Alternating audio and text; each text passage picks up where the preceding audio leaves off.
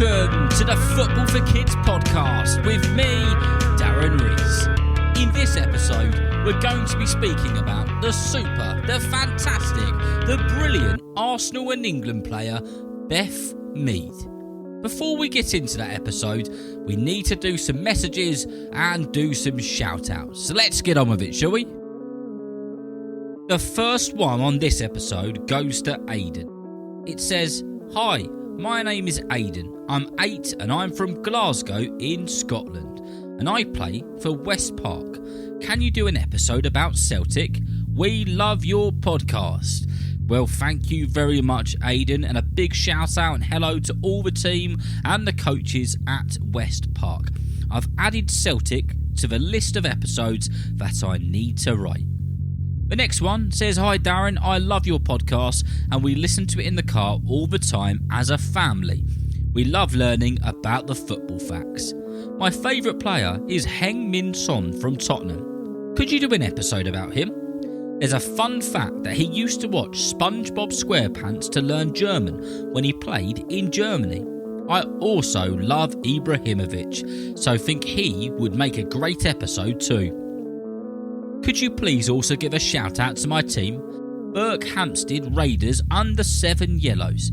My dad is also the manager and is the best. Thank you from Callan Botterill, age 7. Well, thank you very much for your message and a big hello to everyone in your team as well and to your coaches. The next one says, "Hi Darren, I love your show and I listen to it every week. Please can you do an episode about Martinez? Thanks, Leo." Well, thank you very much, Leo. That one has been noted as well, and thank you for being a listener. The penultimate message on this week says, "Hi Darren, my name is Geroid Casey, age 8 from Rathfarnham in Dublin. I'm hoping I got some of those pronunciations right. I play for Leicester Celtic FC. I love the podcast and I listen to it every night and in the car. I would like an episode about Peter Schmeichel. I think he's the best goalkeeper of all time." Well, something I need to let you know is Peter Schmeichel is one of my favourite goalkeepers of all time. When I was younger, I used to watch a videotape on Peter Schmeichel and some of his most amazing saves, and I was a bit obsessed with how fantastic he was as a goalkeeper. So I will take great pleasure in doing an episode about Peter Schmeichel in a not so distant future. Thank you for your message and thank you for being a listener. And the last one on this episode is a brilliant one. Let's see if you can work out why. It says, "Hi Darren, my name is Ben and I support Portsmouth and I'm 9 years old. My uncle takes me to Fratton Park and our family has had the same seats for 43 years. We would like you to do an episode on Harry Maguire, Jack Grealish or Courtois." From Ben Rolfe. Well, Ben, thank you very much for your message as well, and it's great to know that there's some Pompey fans listening to the podcast, and it is brilliant that your family have had the same seats at Fratton Park for 43 years. That is an amazing achievement in itself.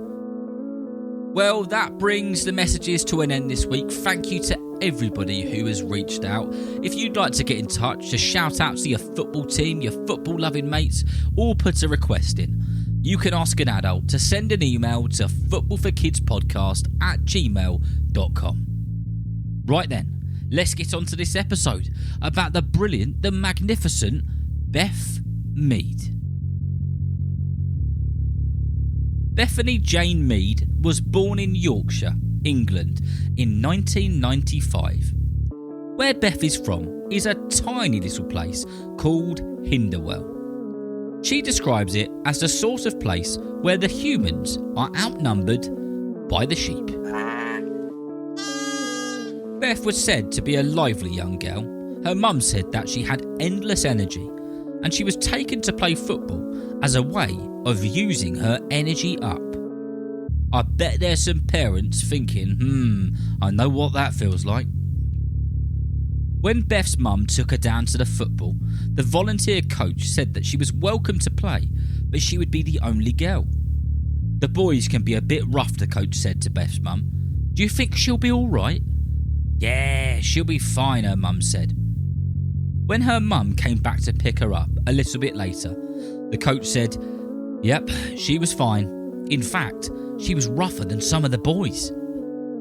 Beth loved football and would play footy on the local fields with the boys. They didn't care how long the grass was or what animals were on it. Sheeps, cows, rams, they still kicked the ball about.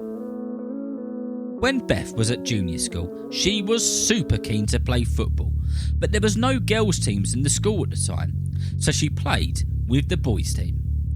Beth ended up being the captain of the school's team, and because of that, more and more girls became more comfortable and confident with the idea of joining the football team, so they signed up.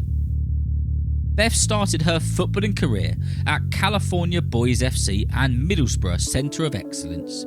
Beth's mum was very supportive and dedicated to Beth's football and would take her training 2 to 3 times a week, driving 45 minutes at a time. In fact, Beth's mum picked up a second job to make sure that she had the petrol to get to and from training. When Beth played at this time in the Boys League, the other teams and their spectators would laugh and make comments about a girl being in the boys team. Beth's teammates would tell them to keep laughing because in a minute she'll be running rings around you. And that is what she did. Beth was so talented and so good that she would go past in and out of players, leaving them stretching out so far that they nearly fell over, and then she would hit the back of the net. After these games, the opposition and their spectators would change their opinions and show Beth a lot of respect. Because of the comments and the way that people acted, Beth's dad once said to her, "Although people will have their opinions, Beth, you don't need to say anything. Just let your football do the talking." When Beth played for Middlesbrough, she scored a hat-trick against Sunderland, who, at the time, were one of the best teams in the country. When this happened, the Sunderland manager was shocked with how good she was. He said that she was a goal-scoring machine. She could score with either foot, from pretty much anywhere. He had to sign her up as soon as he could. In 2011, Beth joined Sunderland and scored cracker after cracker. She scored 29 goals across all the different competitions. She scored against the top teams and even scored a hat-trick against the league leaders Chelsea. At 20 years old, she was the youngest player to ever win the WSL Golden Boot. After a super successful time with Sunderland, Beth was signed up to Arsenal. She went from playing as a striker to playing on the wing. Beth became a super important part of the team and played magnificently for the Gunners. In the 2017 to 2018 season, Arsenal won the FA Women's League Cup and Beth finished the season as Arsenal's top goalscorer. That season, she was named England Young Player of the Year for a second time and was also voted by the Arsenal fans as the Player of the Year. In Beth's following season, she broke the record for the most amount of assists in one season. Although she was used to playing as a number 9, as a striker, it was clear that she had mastered the winger position. Beth still scored great goals though. And in the 2018 season, she scored a belter of a goal against Brighton and Hove Albion, which ended up being voted as the best goal out of all of the goals in the season. So far, with Arsenal, Beth has scored 57 brilliant goals. She's broken records for match-winning assists and won major trophies. Not only has Beth been a superstar for Sunderland and Arsenal, but she has represented her country of England since the under-15s and is currently the 10th top Lioness goalscorer of all time, as well as a Euros winner. In the 2021 season, Beth ended up being the runner-up of the Women's Ballon d'Or. In 2022, she won the BBC Sports Personality of the Year award and has won so many other awards that her trophy room probably needs to be the same size as Wembley Stadium. Beth Mead is proof that no matter where you are from, or how long the grass is, or what animals are on the grass, if you love football and you want to achieve, then hard work and dedication will get you there. I hope that you've enjoyed listening and learning about the wonderful career of Beth Mead so far. And remember, if you know someone who loves football just as much as you do, then please tell them about Football for Kids. And whether you're playing football soon, watching it on the telly, or pitchside, I hope that you enjoy the game. See you next time.